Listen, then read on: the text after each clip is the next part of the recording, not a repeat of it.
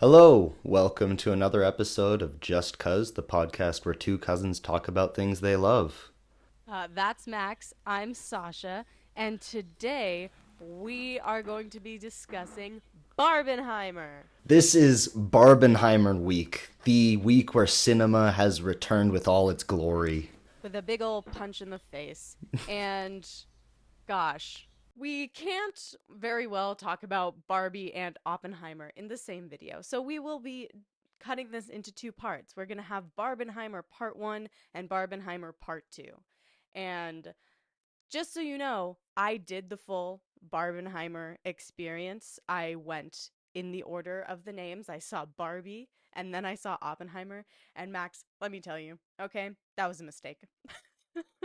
I absolutely should have watched Oppenheimer first, which I wanted to, but due to extraneous circumstances, we had to see Barbie first. I went with a group of people, and other people's interests were different than mine, and they had to see Barbie first. And I was like, God damn it. So I left the theater pretty depressed, honestly. I watched them in the same exact order, Barbie and then Oppenheimer, but I had a day between to really. I was going to say de-stress, but you don't need to de-stress after Barbie. And that is, of No, course, the no, movie that we're talking about in this part. that is what we're going to be talking about first. And honestly, yeah, I had so much fun seeing Barbie and then to leave and immediately go into Oppenheimer. I felt like it diminished a little bit of the joy that Barbie brought to my life. So I went and saw it again last night. So I've Good. seen it twice now, and I am just as in love with it as I was the first time. It really is something special. It is absolutely unimaginable. I cannot, let me tell you this. I never thought in a million years that an absurdist piece of feminist film would be the biggest blockbuster movie opening of the summer and of the year. It's insane. And when you say absurdist, that's what it is. It's surreal absurdism. It is. It employs so many tactics of surrealist and absurdist filmmaking and theater and just any kind of art, and it boy does it pay off. Oh my god. So, what should we talk about first? Should we get into this massive cast? Should we get in right into the themes of feminism and patriarchy? What are we talking about? I think we should do opinions first. I want to hear your I know we just did basic opinions, but I want to hear what you really have to say about Okay. Barbie. So, other than the fact that I absolutely loved this was such a fun experience. I just want to preface everything with, you know, if this movie makes you mad, take a step back and ask why. Because this movie, all it's doing is it's poking at every norm that we've set over how many centuries. And it's just saying, hey, what if things were different? Well, it'd still be bad, and we need to try and change it. That's my takeaway. Of course, we're gonna get way more into that. But what's your takeaway?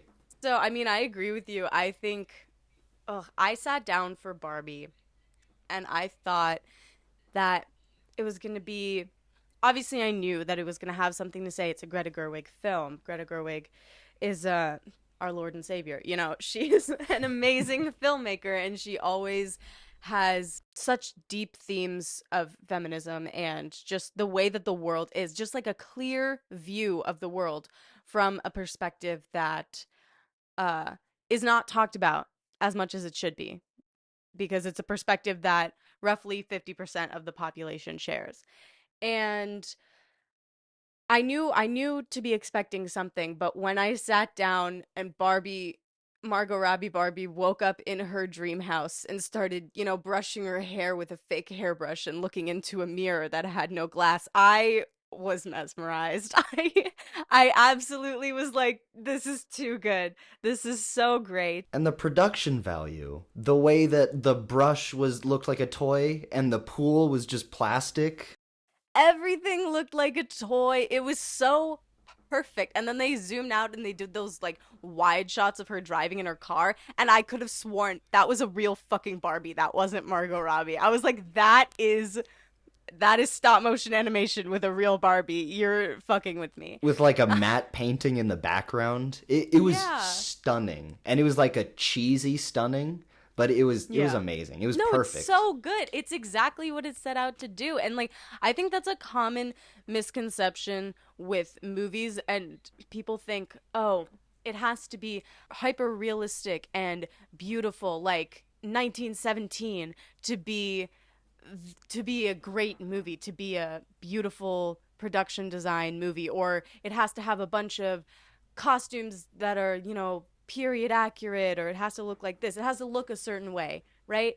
And that's not true, okay? To be a good movie, you just have to accomplish what you set out to accomplish. And this movie, oh God, it fucking did that It in spades. really It was, strived at that.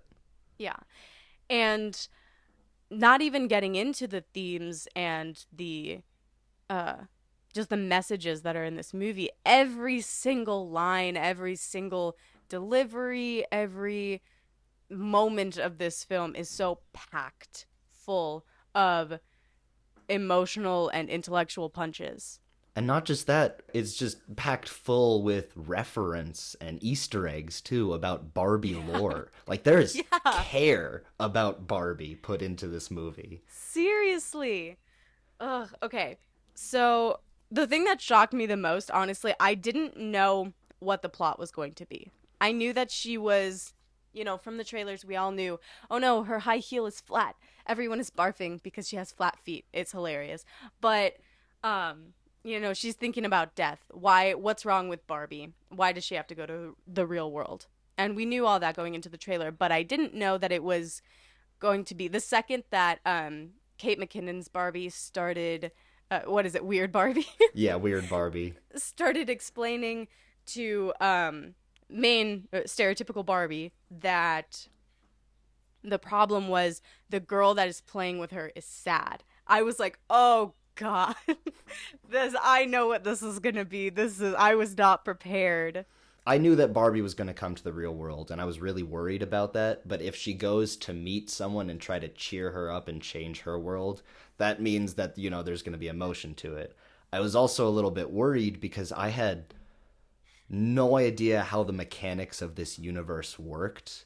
Because, and I'll just get into it now, if one girl is sad playing with Barbie, then obviously, like, this isn't the first time that this has happened. And then Right. later in the movie, that is confirmed. Yeah. I think that this movie at first I was the same. I was trying to figure out the mechanics and how this Barbie land worked, and from the narration in the beginning they're like, "Oh, they live in Barbie land. It's just over here." It's they're separate from the real world, but they know everything about it and they know everything, but they also don't know that there's patriarchy and stuff. And And so, feminism has been solved. yeah, yeah. Oh God, As that soon as Helen got Mirren me. said that, I was like, "Oh, we're doing this." Yeah, no, I was like, it's not at all gonna be subtle. I love that. The boardroom scene really fixed any kind of confusion that I had, or the scene where Adam from Sex Education goes Oh up to yeah, Will Ferrell, and Will Ferrell's just like, whatever you think it is, yes. Just, is it a parallel yeah, dimension? Yes. Is it a separate exactly. reality? Yes. Whatever Yeah, works for you, that's how it works. yeah, and that is what I was gonna say. I remember now. I was like, I don't think this movie was overly worried about the mechanics of its own world. Okay, there's a No. ghost who works on the 17th floor of the Mattel building. there's there's for some reason there's a sex education reunion in the middle of this movie. Do they meet? And I don't think they no, they meet. don't. They walk past. Okay, so Emma Mackey and Chutigatsu's Barbie and Ken are their Barbie and Ken to each other, and they're best friends. And then in like at the very end, I think I don't know his real name. Adam from Sex Education like walks by them, walks near them, and I was just, oh no, Connor Swindles or whatever. Yeah, that's his name, Connor. He just walks past them, and I was like, oh my God, at least they were on set together for one day. That's fucking crazy. Speaking of that, so many recognizable faces. Oh my So goodness. many. In Barbie and Oppenheimer, when I got Mhm. done with both movies for the day, I turned to my roommate and I was like, we just saw every star in Hollywood on Yeah. screen today. More so except for except Oppenheimer. Meryl Streep. Yeah. But like, oh my goodness. Some people will get this, but when I saw Gravik on screen in Barbie, I was I was stunned. It's a What's Secret his Invasion What's reference. his real name? No, I know you because you told me. No, those are for Was the it listeners, Kingsley? because Oh, yeah, sorry. Benadir. Yeah. Because yeah, no He one's was watching Secret great in Invasion. Barbie. No. He was great though. Everyone was so great and it's freaking a huge cast. Ugh. Simu Liu. Oh god, I was about to butcher his name. He was great. I adore Simu Liu and he was so fucking hilarious in this But of movie. course, Ryan Gosling and Margot Robbie. Holy crap. They They just killed put it. their whole pussies into this role, didn't they? Both of They them into both yeah. of the roles. My God, the Kenergy, it is deafening. It was so amazing. I mean, I'm bouncing around so much just because you could tell I'm giddy about this movie. I know, same. Okay, so I was talking about the plot, right? Yes. So the thing that surprised me the most is when she goes up. Barbie finally gets to the school where the girl who's playing with her is sad, and Whose name is um, Sasha? I know her name was Sasha, and that's my name for anyone who didn't listen to our intro. Uh, and um, everybody, all of my friends, I was there with like a large group of people, and every single one of my friends turned to me and started laughing. And then Sasha opened her fucking mouth. And I was like, oh no, this is exactly what I sound like. This is exactly how I felt about Barbie before this movie came out.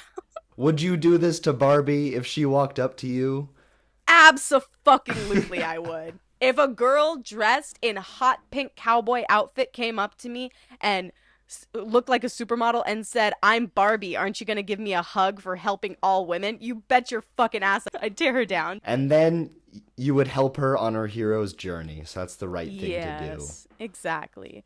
Well, no, because I was seeing how she was acting with her mom, America Ferrera. Hmm. Um and I was just like, God, this is exactly how I was in middle school. Oh Dr- goodness. Dressed in the black, hating on anything that could be deemed feminine. You know, it's a defense mechanism for that a lot of young girls employ because as America Ferrera says later in the climax of the movie, um that you have to fit in with the other girls, but you always have to stand out. You can't be one of the crowd, but you can't stand out too much. And What an incredible God, monologue. everything she said in that fucking monologue hit me so goddamn close to home, and it's supposed to. And that is definitely something that I and so many young girls, you know, feel, and just women in general. I still feel that a lot of the time. But when I was, not to get all personal and shit, but like when I was in middle school and high school, I didn't want to be quote unquote like other girls. I wanted to be not like other girls, okay? I was emo. I wore lots of black. Uh I hated Taylor Swift. I said that I hated Taylor Swift and I hated pink and I would never wear pink. And I had red hair and I was, just like fucking obviously basic teenager stuff, but also trying to distance yourself from the herd. I made it a point to be like, oh, other girls like Twilight. I hate Twilight. I like, boyish things like Harry Potter or whatever, which is what was deemed boyish back then. It's so interesting to like see that kind of stuff represented in a huge blockbuster movie that everyone is going to see because Hmm. I've never seen that kind of mentality represented before. And not just that, it shows you real life drama, and then it shows you just the exaggerated reality in Ken and Barbie that Mhm. is not real, but also when you think about it for more than a second, it's like everything that they do, that is very real. Everything that Ken gets petty about, that's something that I've probably gotten mad about in the past. You know, just Hmm. something super petty and doesn't matter. And I'm making a generalization, but that is definitely something a guy would do or a Ken would do. Oh my goodness. Absolutely. Okay. So, um, I I'm gonna read this really quick. This Wikipedia definition of theater of the absurd. Please do. Because while I was watching Barbie, this was all that I could fucking think about. Okay? So, the plays focus largely on ideas of existentialism and express what happens when human existence lacks meaning or purpose and communication breaks down. The structure of the plays is typically a round shape, with the finishing point the same as the starting point. Logical construction and argument give way to irrational and illogical speech to the ultimate conclusion silence. I think that fits to an extent. Obviously it's talking about theater and it's not talking about Yes. film and it's not talking about I don't know. It's a very broad definition of Yes. existentialism in theater. But I studied existentialist theater when and sorry, absurdist theater when I was in college. And this was all that I could think about while I was watching the while I was watching Will Ferrell run after Barbie in the depths of the Mattel building. And all of his bodyguards are. That's one thing I forgot to mention. It's surreal in Barbie Land, and I fully expected that. But it's also surreal in the real world, which is Yeah. just a filmmaking choice. It's no, it's absolutely incredible. He just like Will Ferrell just drops like random absurdist nonsense out of nowhere and it's not random, like it's amazing, it's supposed to be there for a reason, but he's just like, oh yeah, Ruth Handler's ghost keeps an office on the 17th floor. Or I can't get through this security gate. Oh wait, my card. Oh wait, I can't get it. Where's Oh, my what's going key on? card? And we're never gonna find Barbie. Oh no. It's just a masterpiece. Like Yeah. I think that the beginning part of that definition, it absolutely applies to a movie focusing on the ideas of existentialism and expressing what happens to human existence when it lacks meaning or purpose and communication breaks down. I was like, that is literally the beginning of Barbie's journey. The movie is better for it because, and we'll get into it more, but the third act drops the absurdity, I think. And that's, I mean, obviously the Barbie Land stuff, but everything with Ruth and Barbie's conclusion. I feel like that was when Greta Gerwig was like, okay, not so much absurd. This is where I have something to say. And that's why I think Right. it doesn't fit the Yeah. absurdity 100%. Well, no, I think I think you're wrong because sorry, but um well, first of all, I wouldn't consider that the third act. I'd consider the third act, the Kens fighting and the dance battle and the Ken Anywhere Else I'd Be a 10 song, which is a masterpiece and it's Oh, been it's stuck in my amazing. head all morning. Uh, but and then I'd consider that just the ending, the uh I don't know. I'm making a story slope with my hands, but that no one can see that. The So, but it's like the climax. no, no, no, it's past the climax. It's the Oh, end part. the, whatever it's called. I forget. Um, Denouement. yeah, that. I'm sure that's right. Very French. Um, Denouement. I apologize. so absurdist theater is not the common misconception with absurdist theater is that it is absurdist for the sake of absurdism. And it's just throwing random shit at you and saying like, "Oh, this is existentialist," right? That's not what existentialist theater is or what absurdist theater is. It is it's always trying to get at something. It's trying to get at a theme. And obviously you can't do an entirely absurdist film and have it make sense to people on the level that Barbie has been viewed by consumers. But uh it absolutely falls within the parameters of absurdism, I think. And it has a point, which absurdist theater does, and absurdist film always does. It is saying something. It has a message. And especially like you said at the end, um, with Ruth and Barbie becoming human, um, I think it all plays into the same theme of she was lacking meaning or purpose before, and now she's going out and trying to get it. And I don't even mean to separate, because when I think of the movie, I think of how it was cheesy on purpose, which of course fits into that absurdist theater. But then it was very, very cheesy up until Ruth, or up until America Ferrera's monologue. And those two moments really separated the movie. And it didn't separate itself from the cheesy stuff, it more elevated the entire film for me. And I think it doesn't fit with the absurdity entirely, but it's all the better for it. I totally agree with you that those moments are, you know, drops in the pond of absurdism. They're not Mhm. absurd. They are truthful and accurate. And America talks about being a woman and Ruth talks about being human, which are the same thing. If anyone who's listening was not clear on that, those are Yes. the same things. I think you are 100% right in that it's not just about being a petty man or a petty woman. It's just about being a petty human being. And human beings are pure and they are petty and they're every one of those things because they Hmm. are human beings. Exactly. And they're complicated. Like what Kate McKinnon warned Barbie that she would become at the beginning. You're gonna get all soft and complicated, and then she hissed at her, which I loved.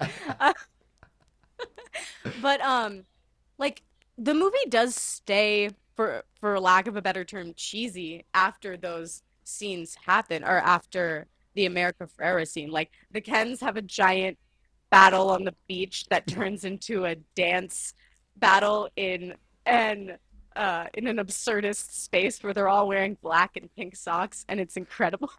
And they all have the, dancing moves down in their head, which is just Oh, fantastic. that's classic musical stuff, baby. It's just amazing. I loved it so much that they're like, you know what? Instead of having a huge climactic battle, well, no, it is a huge climactic battle, but we're gonna frame this as a the first musical number of the movie and only musical number of the movie. And all the Kens are gonna fight with tennis rackets and slap fights and beach balls. It's just incredible.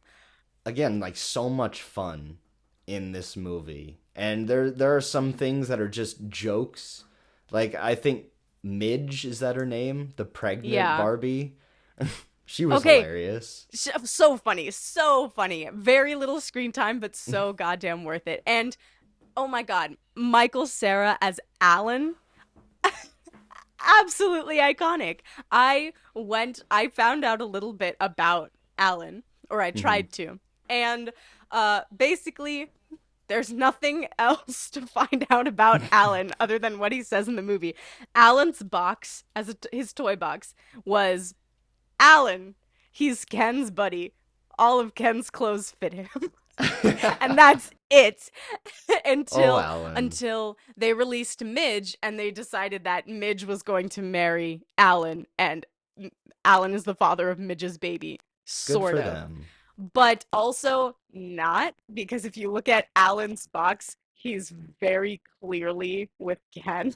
Like Ken is on the box too, and he's like behind Alan, and it says like Buddy TM, and then it's like all of Ken's clothes fit him, and I'm like, what are you trying to imply here, Mattel?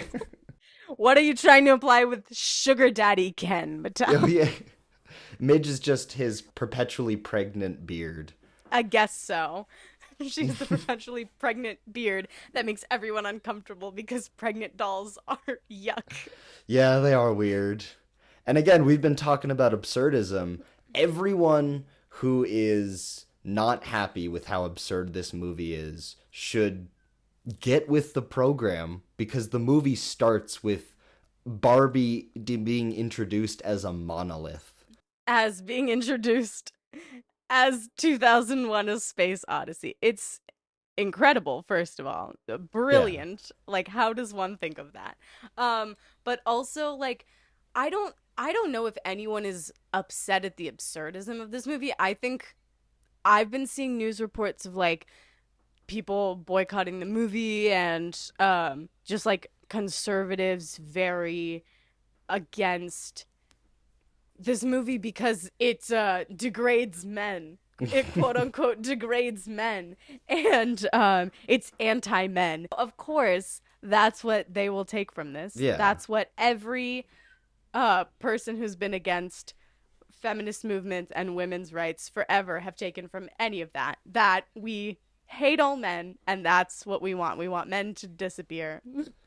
Whereas, and this movie goes out of its way to state this, feminism has always been about equality or equity. And it states that if one gender, man or woman, is more disproportionately in charge, things will not go well. Exactly. That is the whole point of the It's Barbie and It's Ken. The marketing for this movie was so brilliant because half of it you don't understand until you've seen the movie. Mm-hmm. Like when the movie was still coming out, we were all laughing at the posters. This Barbie's a doctor. This Barbie is a lawyer. This Barbie's the president. This and then just he's just Ken. You know? Yeah. That was we were all laughing. Oh, that's so funny. Haha, he is just Ken. But also, that is the thesis of the movie that it can be just Barbie and just Ken. And he Mm-hmm. doesn't have to be anything else, and he doesn't have to be an accessory to Barbie. Just like in the real world, women don't have to be an accessory to men. I mean, Greta Gerwig was constantly talking about in interviews how Barbie and Ken are the reverse Adam and Eve, that he was Exactly. created as an accessory to her, as something to give her something to do, not and he was her meaning. Or no, so she was his meaning. Wasn't it just like a rib that created Eve? In yeah, in the lore, in the myth. Um In the sorry, Zeta. manga. and yeah, Eve was created from well, actually, the Bible's pretty interesting. I know you and I are not the go-to experts of the Bible. Um but I've read that the first woman was actually created equally alongside Adam, and her name was Lilith. And for anyone else listening who's not a Jew, this is old news, but for us, this is not something we ever knew about. Yeah, I've never heard about this. Yeah, so Lilith was created completely the same as Adam. She was created out of nothing. She didn't spawn from anything. She was immaculately conceived by God. And uh she didn't want to be with Adam or something. I don't know exactly what it was, but like she didn't want to be with Adam and she rebelled, quote unquote rebelled. And then she was deemed the mother of demons and a demon. And so and so an autonomous woman is If you're independent, you're a demon. yeah, exactly. So God learned from his mistake and this time spawned Eve out of Adam and created a woman who was beholden to a man as her creator, which is just, oh my God. If you fucking think about that for a second, you're like, oh, now I know where all the problems come from. People who think like this. We just watched a 2 hour movie that explained why that is clearly a bad thing. Yeah, I even. Barbie never reciprocated Ken's feelings, which sucks, but even if she never. did, that's still not a way to live. I don't think that sucks at all, and here's why. Sorry. It sucks But for Ken. it sucks for Kenton, sure, but Barbie, like, when Ken was created, he was, and like everyone said, he was an accessory to Barbie, but Barbie never asked for that. Barbie was doing fine on her own. She doesn't want a boyfriend. She doesn't want to be, she's not in love with Ken. She says that plain in the movie. I'm not in love with Ken.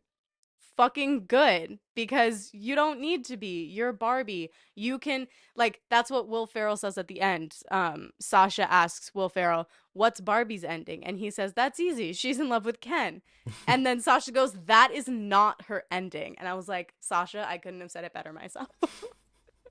Because being in love with someone is not an ending, and it's not an ending for Barbie, and it's not an ending for Ken. No, It's not an ending for men because, or women. well, just like what you said about Barbie, Ken wasn't made wanting to be made for Barbie. He was just created in the same exact manner as Barbie, in that he was created for other people, specifically for Barbie. But it's creation, and I don't even know how long these beings have been alive. It's so brilliant. Like, I never thought I'd be discussing Barbie in the same sentence as absurdist existentialism and the Bible. And feminism. And feminism, yeah. Well, you can make that leap pretty easily, but the other, I'm just like, damn. They all tie in together. They're all one theme. Yeah, and I knew that it was going to be good because it was Greta Gerwig, and I kind of knew that this was going to cover feminism, but I didn't think it was going to cover it so well. Where, I mean, just like we said before, the main thesis is you got to try. You can't just lie down in the grass and let someone more important take care of it. You have Yeah. to try. And I love that message, because no matter how bad it is, no matter if you're a man, woman, somewhere in between, doesn't matter. Try. Mm-hmm. Exactly. And I think what's more is that it doesn't just cover feminism. It doesn't cover it because feminism is an ever changing, huge Yeah. idea. It's an You idea, can't just like solve Barbie. that. Just like this movie didn't cover every single Barbie idea that there's ever been because it's an idea, but it explores feminism in depth, and it explores not just feminism, it explores the world because feminism Hmm. is an outcome and it's a symptom of the world, just like patriarchy is. And that's what Ruth says. She says, being a human is hard. We create things like patriarchy and Barbie just to make sense of the world that we're in. And I was like, oh my God. Yep. Ugh, what a quote. Because the world is just chaos, and we can create systems that can oppress us or control us or whatever, but at the end of the day, it's all just chaos, Mm-hmm. which is Jeez. existential, but so is Barbie. Yeah. Existentialism, baby. Oh my God. The when she got depressed and laid down in the sand, and then there was that Mattel commercial for the new Yeah, depression yeah. Barbie. Oh my God. That was so good. That That felt like a Family Guy cutaway. That yeah, kind of humor, and I loved it. it's perfect. There was a lot of And then it was really like good Barbie humorous can be moments. anything. Cellulite Barbie or whatever. Irrepressible thoughts of death Barbie. Another I funny moment that I absolutely loved, and I can tell that it's gonna make a lot of people angry, is when one of the Barbie was just like, for some reason I was obsessed with the Snyder cut of the Justice League. That was hilarious. Like, I love the Snyder cut, but yeah, people became like manic for it. Mm-hmm. Mm-hmm. Because it was a man's vision that was cut short by a studio. Hmm. Do you think any outrage like that would ever happen for a women's view of a movie? A women's Nope. version? Nope. I can't think of a single release the blank cut for a woman director. Uh unless we're talking about Taylor's version, Taylor Swift's all of her songs, then no. I don't know anything else. Maybe the music video counts for that, but yeah, no. I don't know. I think yeah, it's just it not just that it was a huge people became so obsessed with it, but that the studio actually listened. Like that's Yes. crazy to me. Anyway, Barbie is amazing. Everyone in this movie just fucking came to play. They were all you could tell they were all having so much fun. Will Ferrell was having so much goddamn fun in this movie. Yes, he was. He's Oh like, no. I became CEO of this for integrity so that Barbie can be important. For little girls' dreams in the least creepy way possible.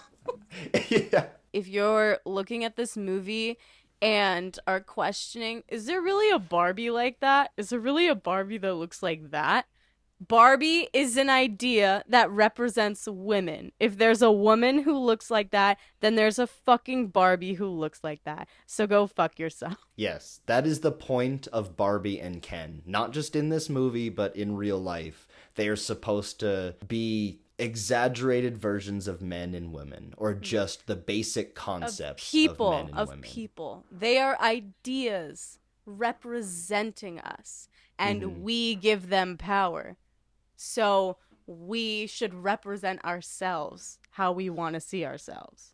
And And I think, sometimes, if you play with one of those toys, it hates how depressed you are, and it comes to meet you in real life. And maybe that'll happen to you. maybe, maybe if your name is Sasha, it'll happen to you. And your mom's America Ferrera. Before we end the podcast, I recognized that it was going to be the mom only because I saw What? America Ferrera's, like, obviously that's the plot point, but I saw America Ferrera in the title, like her name was in the opening credits, and I Mm-hmm. saw her hair. And I as a avid viewer of Superstore, if you've seen that show, it's great. Yes. I Superstore, Ugly Betty, anything with America Ferrera, she's amazing. yeah, I yeah, instantly no, recognized her.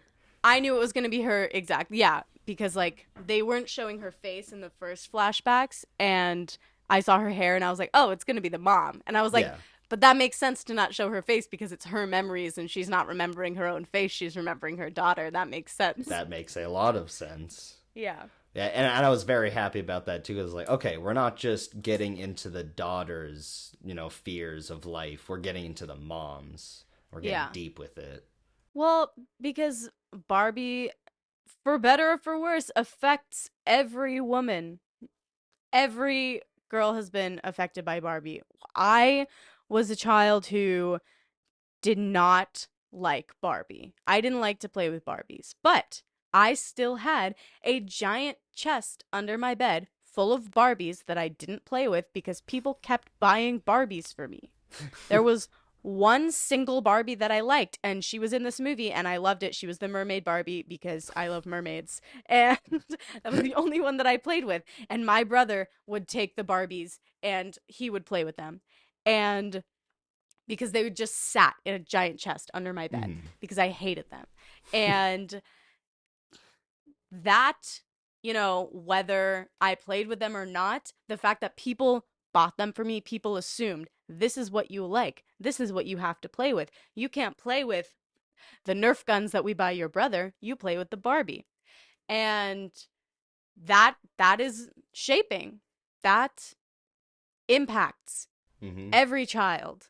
Barbie impact whether you're actually I don't think just women. I think or just girls. I think Barbie impacts everyone. If you're told you have to play with Barbie or if you're told you can't play with Barbie because you're a boy or you can't play with Barbie because of this or that. It's fucking crazy. 100%. Also, I just wanted to touch on the fact that this movie is I think it can be read as the most interesting case of a message of anti consumerism while also being the most advertised consumer friendly movie ever. Maybe other than the Lego movie. When they throw the retro Barbie clothes off the roof and they spread out and then have the the name next to it, it's like they're obviously gonna sell these. They're gonna sell everything from this movie. The second that Ken at the end transformed into that I am Knuff sweater, I was like, I need that. Me and Yep, my friend I'm gonna turned to get each other in that. the theater. I was like, I'm gonna get that. Everyone's gonna get that. It's amazing. And every reference that they put in this movie, I haven't looked up or researched, but I just know that it's all real because you could feel the care. I cannot believe Sugar Daddy Ken and Magic Earring Ken are real. That is absolutely hilarious. I did look those two up just to be like, there's no way. They're real. They are They're real. real. Everything's real. Alan, real. Okay? Barbie with the TV in her back, real. boob growing skipper or whatever that was. Yeah. That's fucking real. Jesus Christ. I I have to ask, with all of the proposition of Ken and Barbie being the concepts of masculinity and femininity, where the heck is Alan supposed to exist? Where are the Allens of the world supposed to go? He's Ken's buddy. He's Ken's special roommate. He's Ken's buddy. All Ken's clothes fit him. That's all there is to say. He doesn't need anything else. Poor Alan. Yeah. When he was just trying to escape. As soon as what was his line? As soon as they learn how to build that wall sideways and not just up. That got me. Oh my god. Is there much else? I think that's all we have to say on Barbie. Unless you talk to us in person, I'm sure we'll have a lot more to say. Oh, I am going to finish recording and immediately think of something else to say. But until then, this has been a podcast hosted by two wise trees.